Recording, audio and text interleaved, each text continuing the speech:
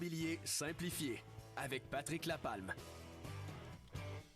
Certainement, on est rendu à la 256e chronique de l'immobilier simplifié avec Patrick Lapalme. Salut Patrick. Hey, salut Sylvain. Comment tu vas? Bien, super, toi? Va très très bien. Depuis quelques semaines, c'est la troisième semaine là, où on parle. D'abord, la première semaine de la déclaration du vendeur. Comment déclarer notre vendeur, comment il doit déclarer.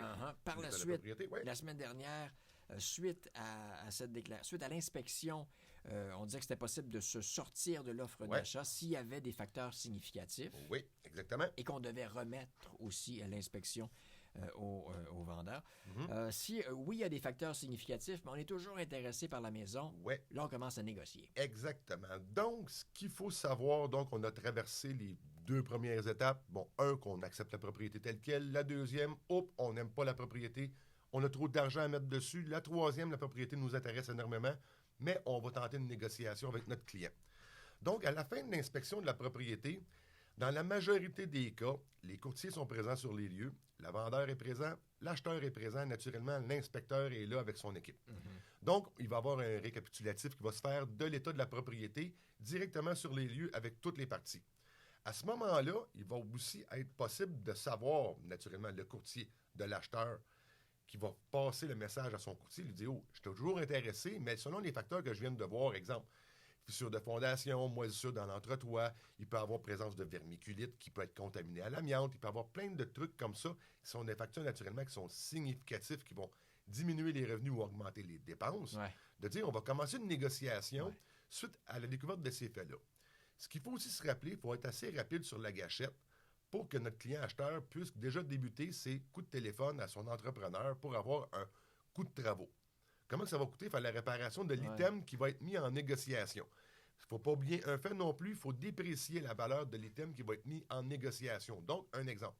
Si on a une présence de moisissure dans le pontage, étant donné qu'on a eu une problématique de ventilation et puis le pontage du toit aurait moisi, donc on ne pourra pas aller demander à notre client vendeur 100% de l'ensemble des dégâts, parce qu'il y a une valeur qui est déjà là. On peut dire, on peut estimer naturellement une perte énorme de valeur sur la dépréciation de l'item qui va être négocié, mais si on a une estimation de coût de travaux de 10 000 un exemple, ben, il y a peut-être une valeur de 500 qui reste toujours présente, qui est là. Donc, on pourrait peut-être demander un exemple, 9 500 en compensation, et là, il va y avoir une négociation qui va partir. Ouais.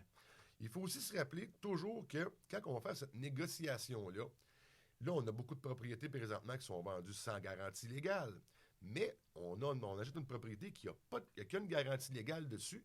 Quand on va faire la négociation avec notre client vendeur, on va enlever les garanties légales sur tous les items auxquels on va avoir négocié.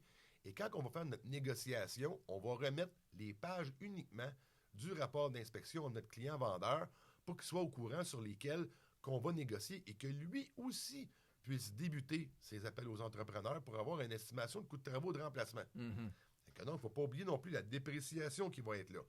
Oui, ça se pourrait très bien que les négociations... Dans la majorité des cas, ça va bien. On réussit à négocier. Mais il pourrait avoir une particularité que le vendeur lui dit « Non, moi, mon prix, j'arrête ça là, je bouge pas de là. » Et là, notre client acheteur va remettre l'entièreté du rapport d'inspection pour sortir de l'offre d'achat. Mais ce qu'il ne faut pas oublier, c'est que toujours notre vendeur va avoir un rapport d'inspection qui va être disponible. Comme je mentionnais à la dernière chronique, il va faire une modification à sa déclaration du vendeur pour indiquer qu'il y a un rapport d'inspection disponible. Il va devoir le remettre. Et devoir le remettre, naturellement, à tous les autres qui vont se présenter.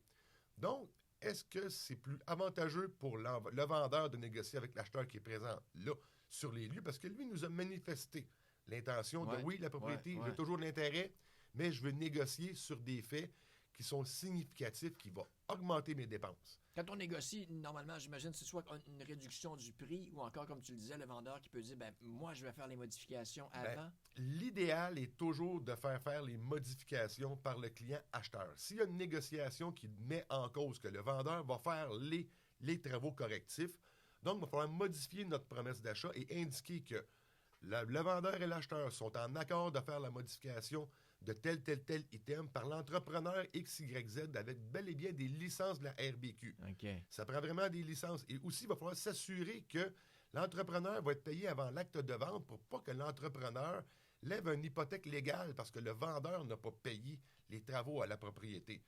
Donc, il faut être très prudent quand on va faire des des avancements de travaux payés par le vendeur, parce qu'il faut s'assurer que le vendeur paye l'entrepreneur pour pas qu'il y ait une hypothèque légale ensuite. Donc, c'est toujours plus favorable de dire, on va négocier le prix, on a un montant qui est là, notre acheteur, lui, va prendre fait et va tout faire les travaux à la propriété, et naturellement, ces garanties sont toujours transférables, mais vont être vraiment à lui. Donc, il y a plusieurs stratégies de possibles, comme tu le mentionnais, le vendeur peut le faire, l'acheteur peut le faire, mais c'est toujours mieux que notre client acheteur fasse lui-même les travaux en ayant une diminution de prix et que la somme qui va avoir une diminution de prix va servir à faire ces travaux-là. Que je sois acheteur ou vendeur, mon courtier peut me conseiller, évidemment, dans une situation comme ça. Naturellement, et on est là, on est vraiment là pour vous protéger dans ces faits-là, parce qu'on voit présentement là, dans les médias beaucoup de problématiques suite aux inspections. Soyez aux aguets, soyez aussi bien conseillés et n'ayez pas peur de poser des questions. On est là pour y répondre. Si on veut te joindre, Patrick. Bien, facilement au 450-499-5544. Sur la chaîne YouTube, tous mes podcasts immobiliers sont disponibles et sur le Facebook, tout est là. Merci, mon cher Patrick Lapalme. Un but, une passion. Vendu. Ah oui.